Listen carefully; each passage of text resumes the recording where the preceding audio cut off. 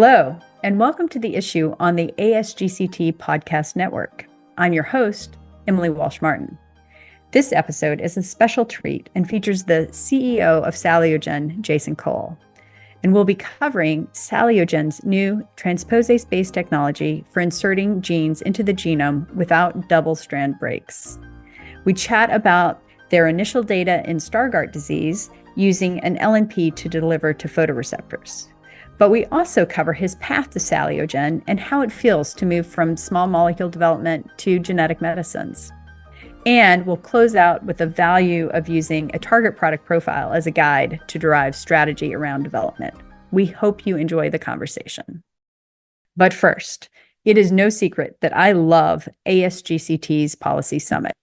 And if you're listening to this and you're an R&D scientist or an analytical development expert or a clinical scientist or a program manager or a regulatory expert, and you find yourself needing to get the big picture of what it takes to ultimately deliver therapies to patients, from bench to bedside to payer to access, then the Policy Summit is a must for you. I have never left this two-day meeting without having an amazing aha moment. So join me in DC, September 23rd and 24th, or online, for this crucial conversation between regulators, payers, patients, caregivers, and genetic medicine developers. You will not regret it. And now, on to my conversation with SalioGen's Jason Cole.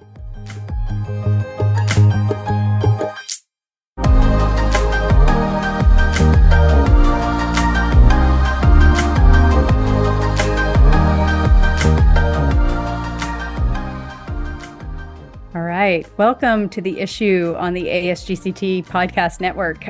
Jason Cole, CEO of SalioGen. We are so happy to have you here today and hear a bit about not only your journey, but also SalioGen's latest journey developing novel therapeutics. But before we dive into the science of SalioGen, I'd love to hear a little bit about your own career path and how you got to your current role.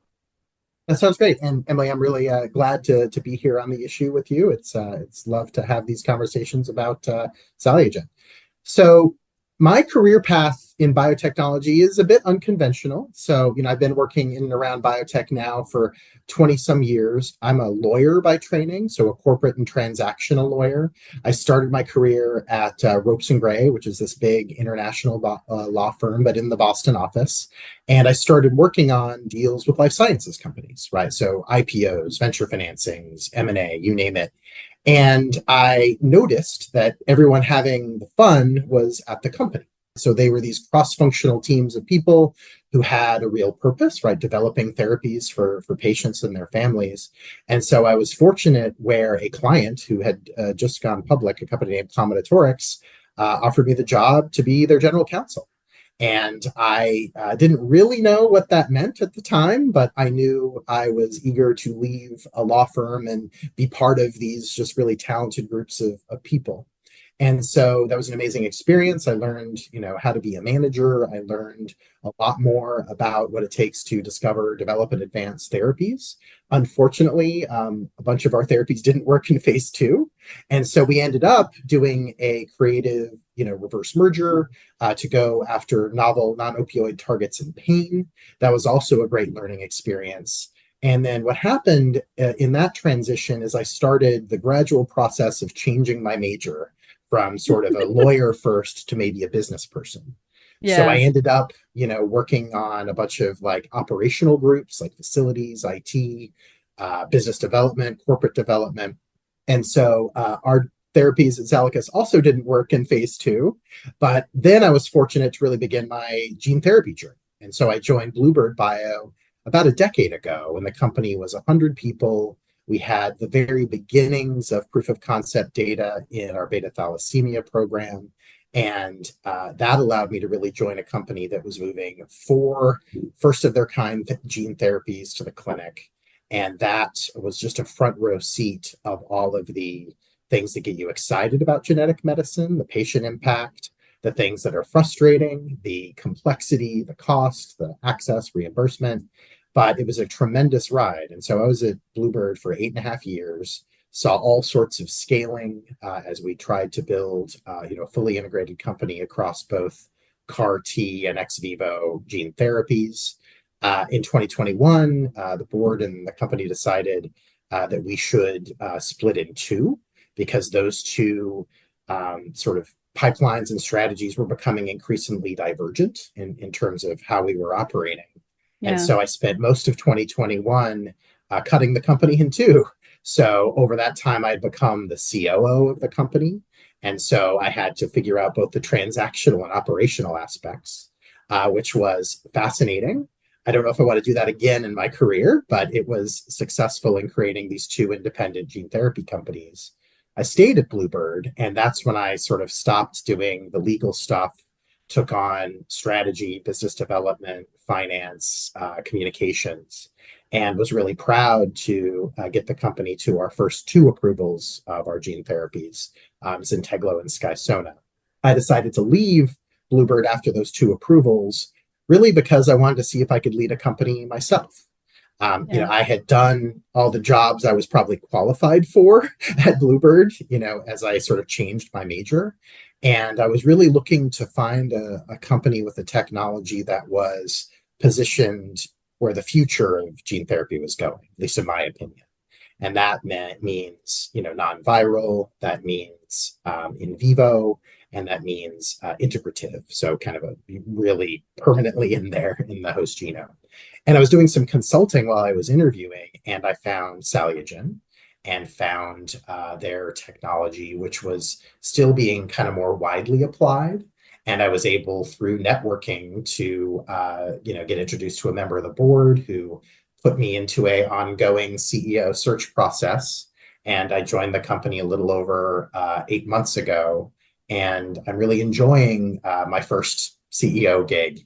It's a lot of fun to put teams together and try to create a new culture, to focus pipelines, all of that.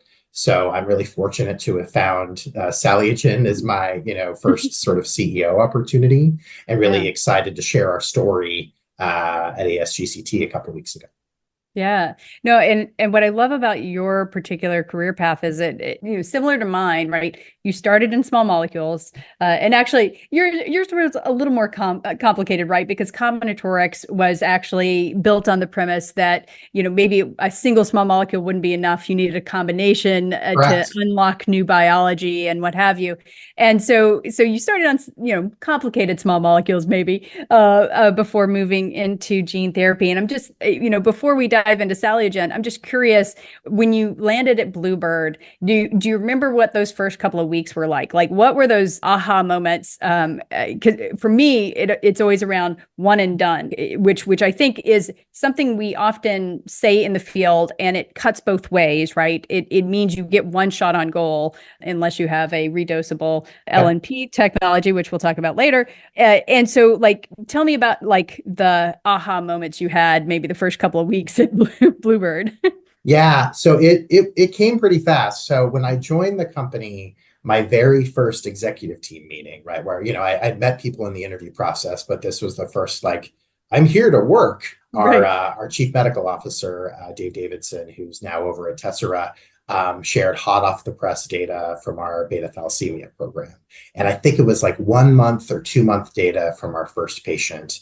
And in that, in thalassemia, you're just trying to get a level of hemoglobin expression. And, our programs had this little biomarker that you could trace, that it was actually because of what we did. Right. And he started sharing the sort of percentages and the levels that we were getting. And that was awesome, because it was that could only be because of our intervention. That doesn't happen in nature.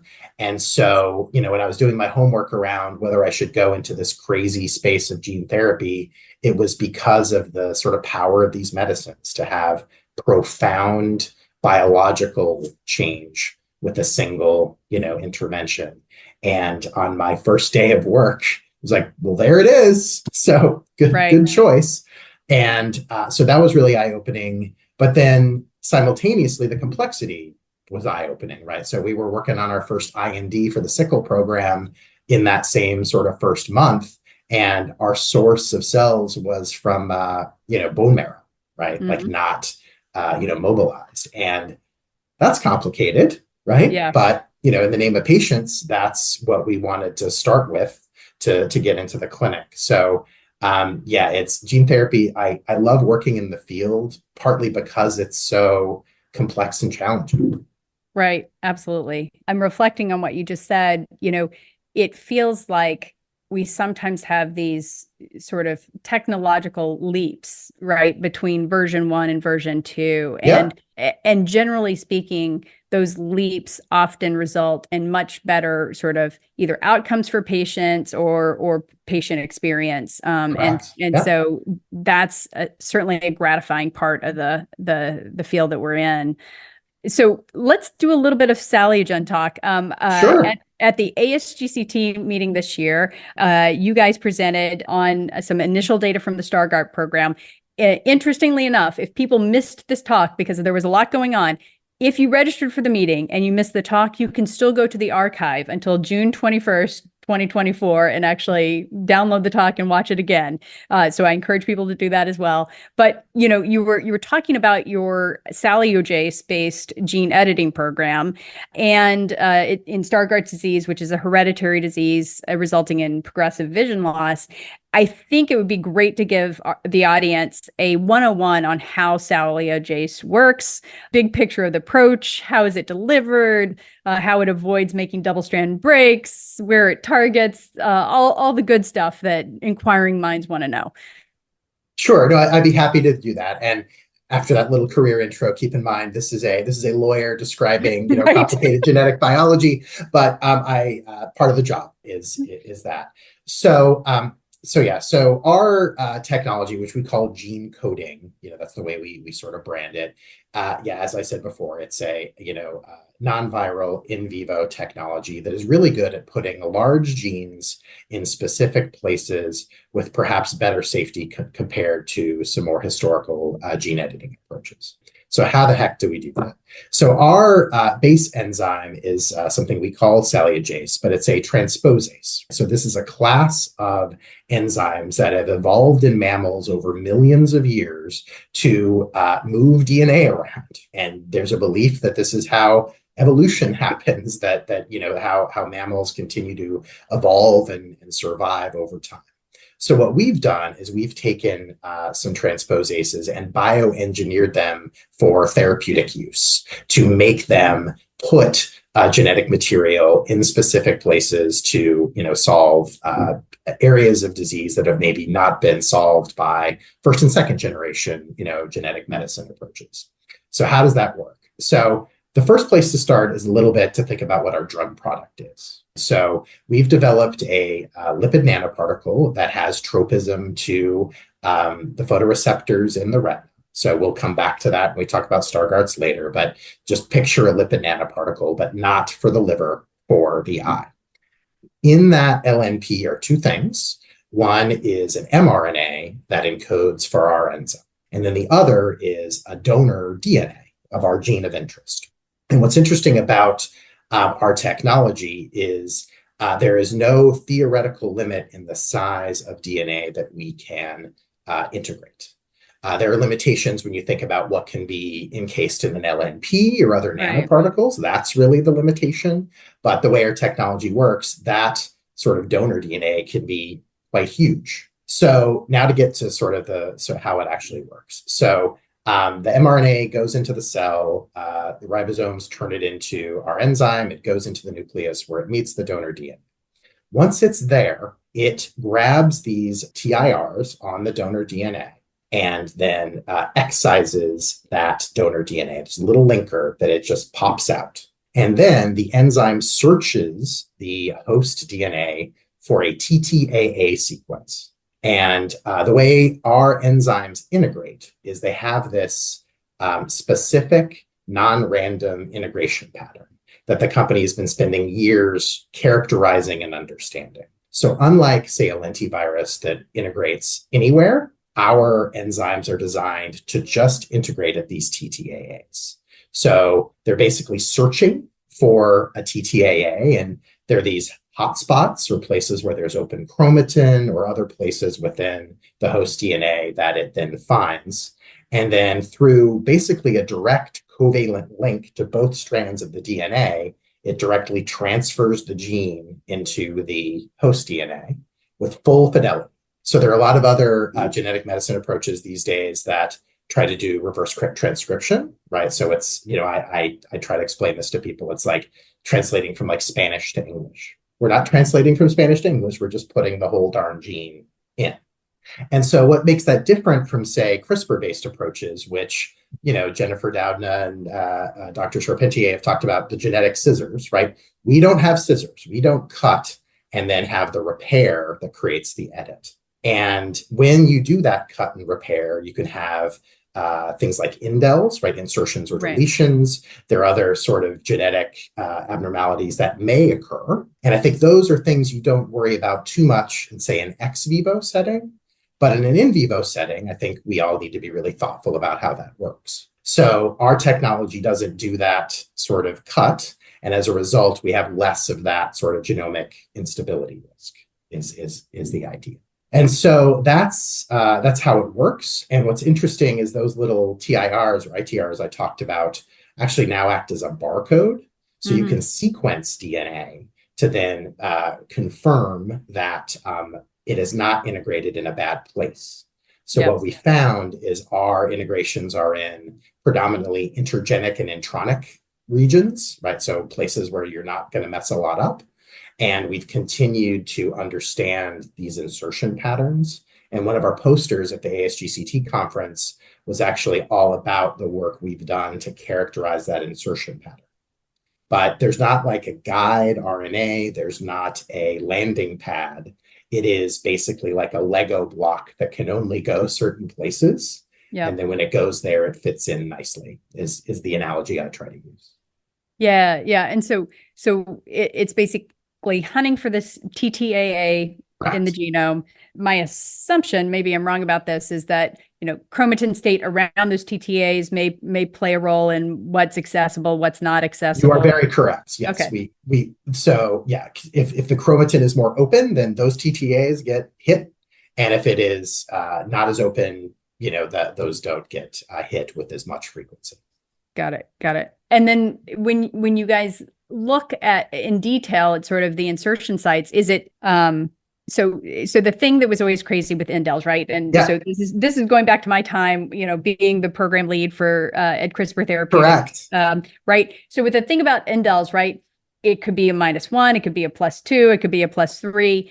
Without cutting, my assumption is you're always going to have a TTAA flank in some fashion. Is it always split down the middle? Is it one side or the other? Like, how much variability in the actual insertion footprint, I guess? Yeah, no, good question. So the poster we presented at ASGCT goes a little ways to sort of answering this, right? So a lot of that work was done in T cells because that's just a workhorse way to sort of prove this point. But we take, we look at DNA from just a donor, and that would have a certain, topography, let's say, of how it looks. And then we'd integrate, in this case, a CD19. And you would not see different topography, right? Like, so you wouldn't see all these sort of indels around that insertion. And because we have this little barcode, it's like, oh, it's right there. We found it. And it's not these sort of big, challenging insertions. Yeah. The interesting thing about our enzyme, right? So it is a dimer. So, my scientists explained to me it can go in this way or this way. Right. And if we have time later when we talk about our CF program, we're actually take advantage of that to create a more site-specific targeting approach and creating kind of DNA binding tools that have you even more specifically have it integrate. But we're getting ahead of ourselves. But that kind of sequencing data is how we gain confidence that we're not triggering double-stranded breaks. And, it's just this sort of simple and elegant, integration of a whole gene. And, I try not to, besmirch, CRISPR and the other technologies out there, because I believe in the genetic medicine space, there's no like winner. Right. We want patients to win. And each of our tools and technologies may be better suited to different diseases, tissues, contexts. And I think what we found is ours, at least in the near term, has really nice application in some of these retinal diseases. Yeah, absolutely. And that sort of dives us into Stargardt. So as I recall with Sure. Stargardt, it is too big of a gene to stick into an AAV. So there were like, Yes. I think other groups who were looking at Stargardts, but they were having to split it into two and then somehow have the two come together and do the right thing in a single cell. But your technology, because it's unconstrained by size, in theory, can address this, right? No, absolutely. Yeah. And this is what really attracted me to the company to begin with. So, when you think about the gene therapy revolution, the genetic medicine revolution, there's been a lot of progress in the eye, right? Like AAV, right? Subretinally delivered or delivered other ways. Luxturna is the first approved gene therapy. So there's been progress there. But then I think what the field discovered is, oh, that use case is, quote, easier because of the smaller gene, et cetera. And so Stargardt's is the most prevalent rare disease without an approved therapy. Mm-hmm. And it certainly doesn't have a gene therapy. And so what others have tried historically is either to use in vivo lenti, which has a bigger carrying capacity, but probably doesn't get to the photoreceptors, Okay. which is what causes the disease. Or to your point, the gene is 6.8 kilobases. You can't fit that whole thing in an AAV, so you got to break it in two and hope or try to drive it to come together appropriately in the right place. That may work, but it's complicated, right? And as you know, genetic medicines, the more complicated it gets, the more you have CMC risk, you have all the things. So what's great about our technology is it's the large gene with a single, enzymatic construct. And then our lipid nanoparticle, the team here spent a lot of time doing screening campaigns to find an LNP that can get to the photoreceptors. And that has also been something that's really stymied the field.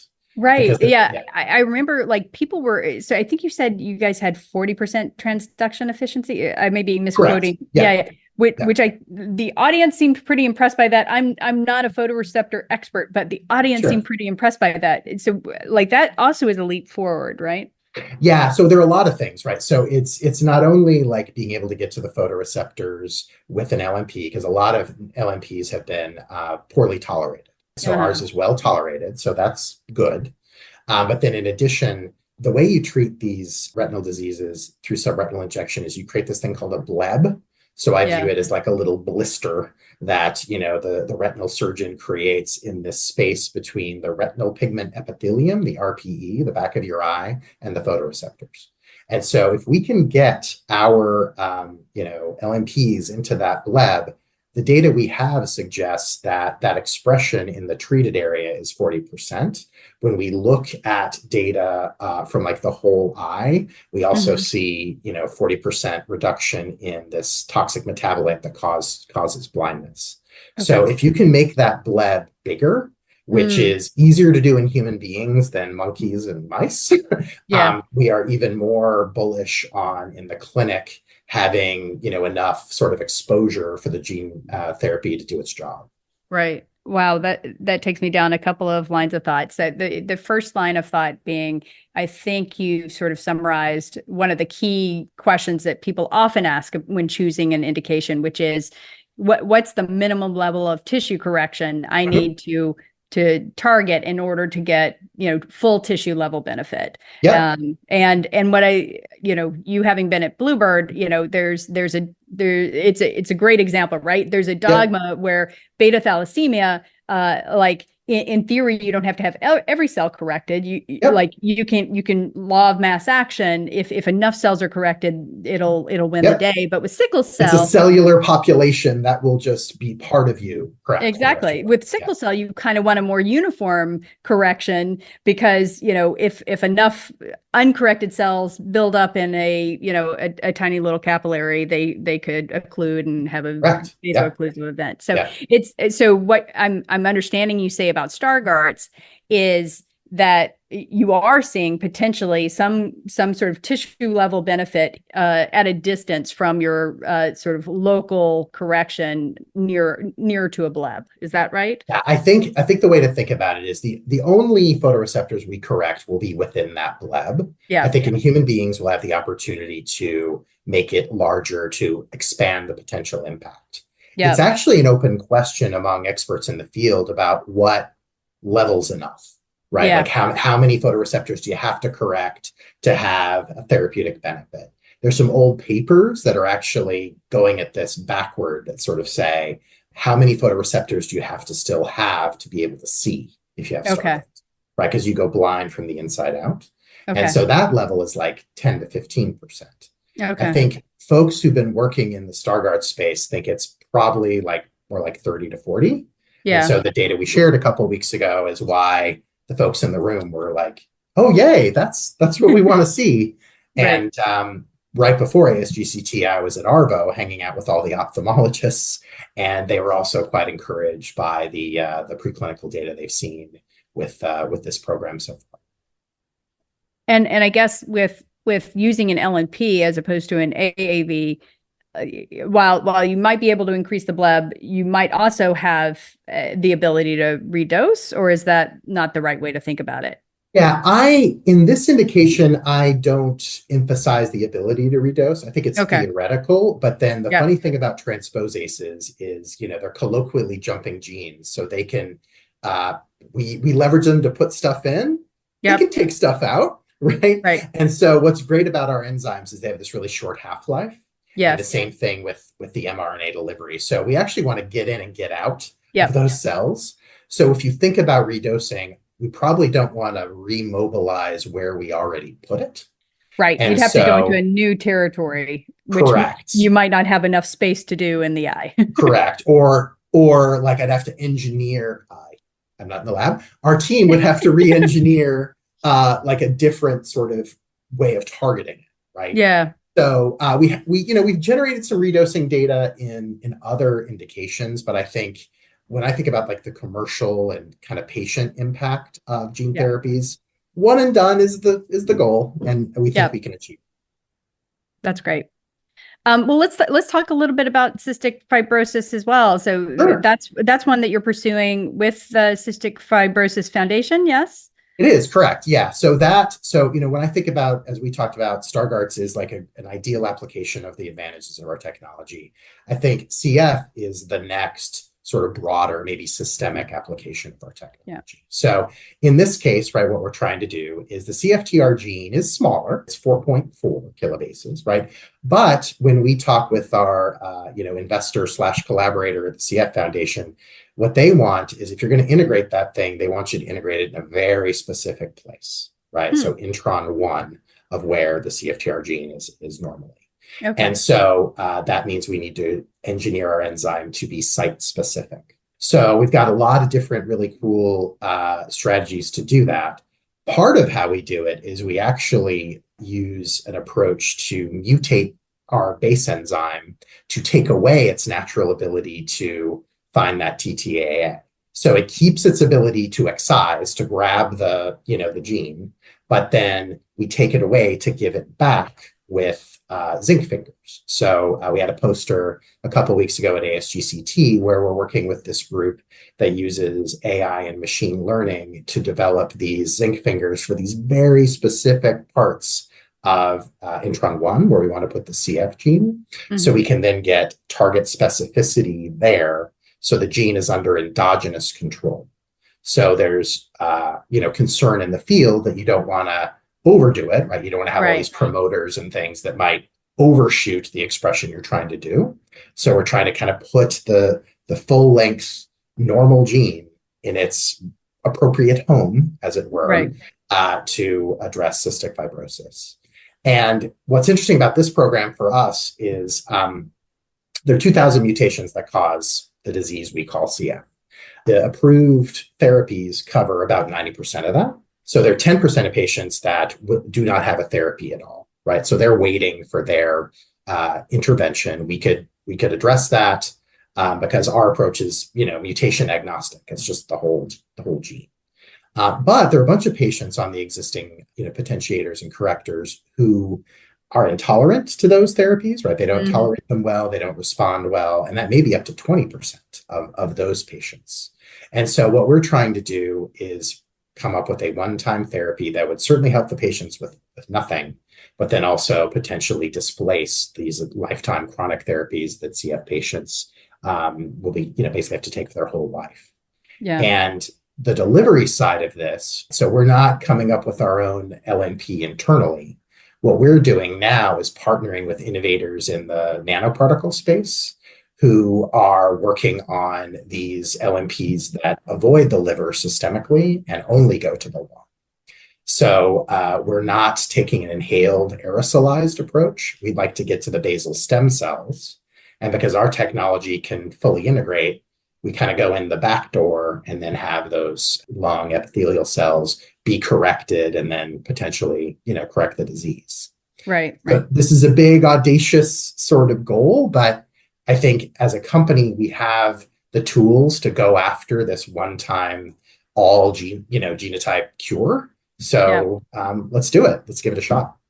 Yeah, no, that's great. I think what you just said there sort of hammers it home for me. When you have a platform technology like this, right? I can imagine that not a day goes by before you think of another use case. And so when you're sitting there and you're working with the team to try and figure out what to prioritize and how to pick your first and second and third shots on goal, how did you guys approach this? And sort of what were the key considerations? Obviously, Stargardt's makes sense. It's something that's not particularly, well suited by some of the more traditional therapies. CF as well, right? People have been trying and are still trying with inhaled approaches with vanilla gene, what I call vanilla gene therapy. But how did you guys think about, big picture? What are our favorite indications that we could use this for? Yeah, so that was what I did in my first 2 months at work, basically, because we have this really promising platform, but sometimes startups can fall in love with their platform, or you can have a bias toward applications that were maybe the favorite of like your academic founder or whatever. And so I think it's really important to have the discipline of what is differentiation. Right. And that differentiation is not just biologic. So in our case, we're the big gene people. So we should probably focus on things that are large genes where others can't quite get it there. Clinical, medical, what is the disease state? Do we have a reason to believe that we can achieve transformative, efficacy in that disease? And is that something that is precedented from a clinical development perspective or not, right? Am I validating endpoints, or are we leveraging endpoints that others have, quote, validated, but just not been successful? And then I think it's really important to bring in the competitive/commercial context. I think they're often, when companies are formed, that perspective is maybe deprioritized, or that data isn't, brought in as well.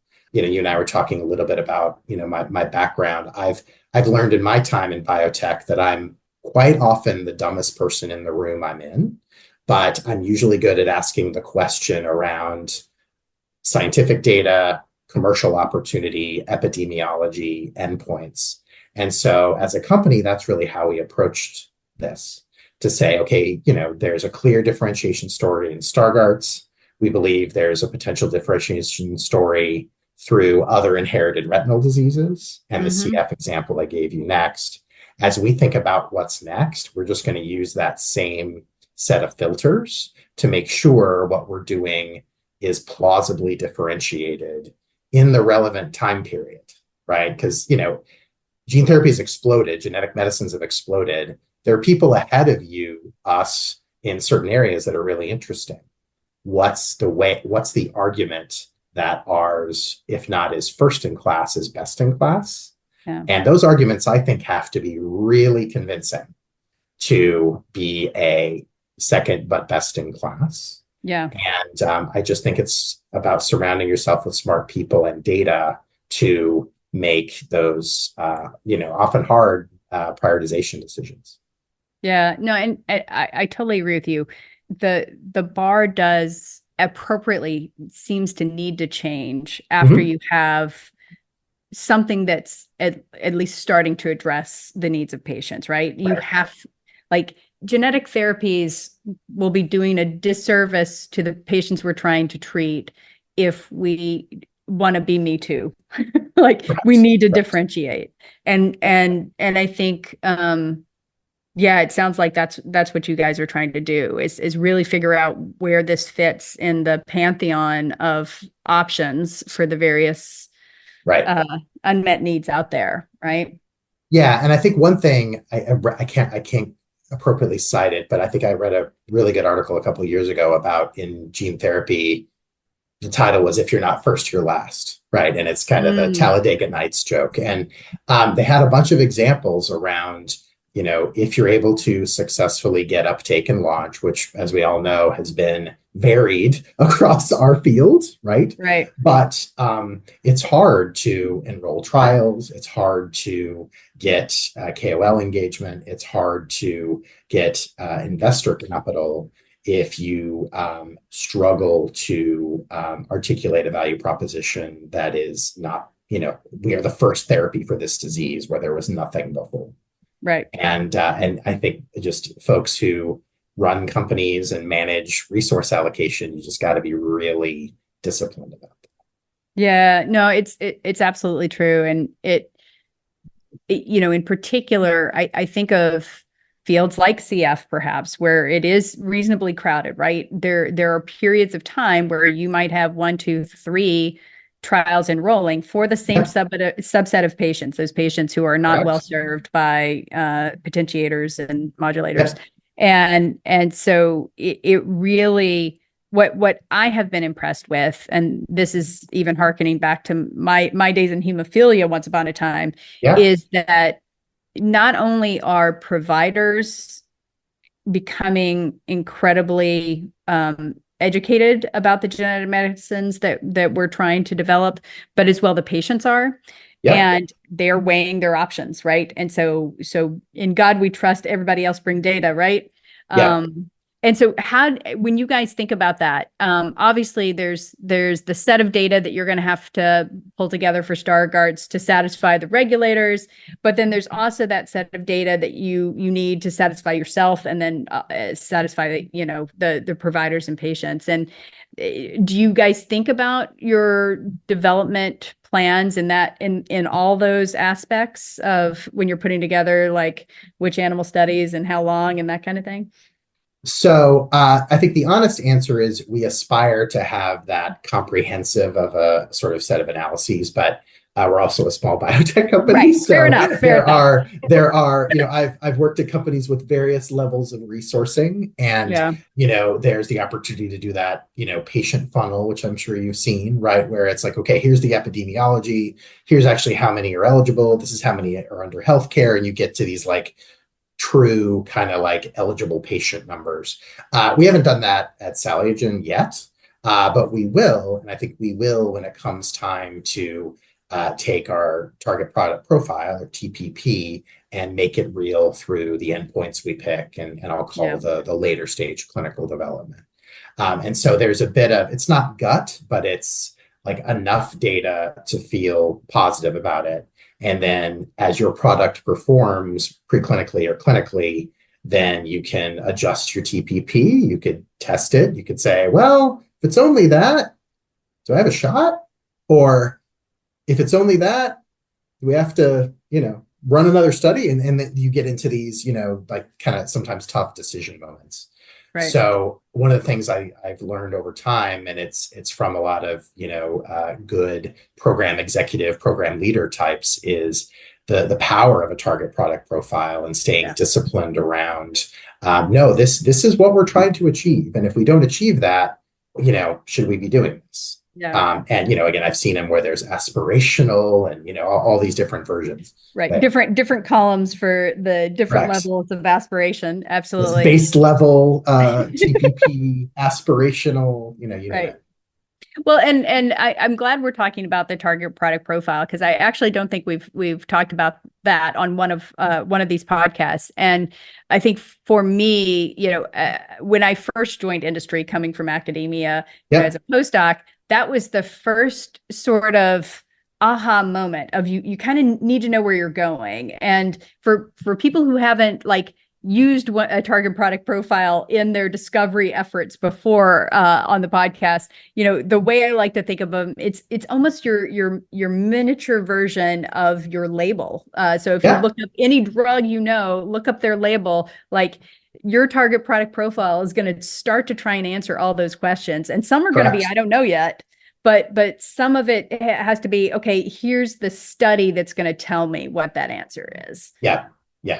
And they are appropriately aspirational when you're at a company like mine that's preclinical. Yeah. And as you advance the program, it becomes more reality oriented, right? Because you have data that can say, what you're getting to. But I believe that's another good kind of biotech discipline to, okay, why are we here? What are we trying to bring into the world that maybe no other company can bring into the world? Yeah. Let's just write it down. And, biology can be cruel, and maybe this will never see patients outside of a clinical setting. But if that unfortunate end comes, it's because we haven't achieved that profile. And that includes safety and efficacy, very basic elements of drug development. So I love that stuff. And I think it focuses the mind of cross-functional teams, because it's easy for folks on those teams to get stuck in their particular discipline. Right. Like, I'm here to deliver this set of experiments, this attribute, and it's actually it's a whole. And it's like, open your hymnals to this page, because this is what we're trying to achieve. Well, and absolutely. And I think, maybe I just have, poor memory, but I believe that it's even for genetic medicines, it's even more critical that we come together cross-functionally. And we obviously, no one should overstep necessarily their function, but also we should also be infinitely curious about every other function and how, their decisions might impact ours, and, how their data may impact ours. And so I think teams that can do that successfully and center it around a target product profile that's truly differentiated have the best shot to really change things for patients. And that was another eye opener for me when, again, back to my Bluebird days, I think CMC in my previous companies, right, small molecules, was like critical, important, but not the same, right? It's like, wait, the patient is part of the supply chain, right? Like we have to create this whole journey for them to get their cells out, then to get their cells back, and all the quality attributes of that. And so the seat at the table that people from CMC and supply chain and quality have in a genetic medicines company is outsized appropriately. And to your point, you're probably not a great program leader, program executive, or just drug developer if you tune out when they're talking, right? Because I think one of the learnings around Bluebird and our sickle program was, that first phase 1 study, there were a lot of attributes to our process and approach that we didn't have right the first time. And so we had to adjust in the clinic, and we did, and that eventually became an approved therapy. But, that getting that right is so critical, and it's, and it requires that cross-functional problem solving and awareness. Yeah, exactly. Well, we're at the end of our time, but I get my favorite last question, which is, if you could wave a wand and fix one thing about genetic medicine's development, what would it be?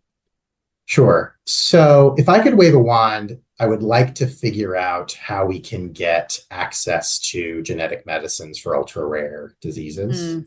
I think, as a society, we have given companies, corporations, the bargain to develop therapies for patients. And I think the complexity and cost of a lot of genetic medicines makes the cold capitalist calculus for ultra rare impossible. Right. And, we've seen a lot of this in the past few years, where with tighter capital markets and access to capital, a lot of companies have had to discontinue programs for really rare diseases.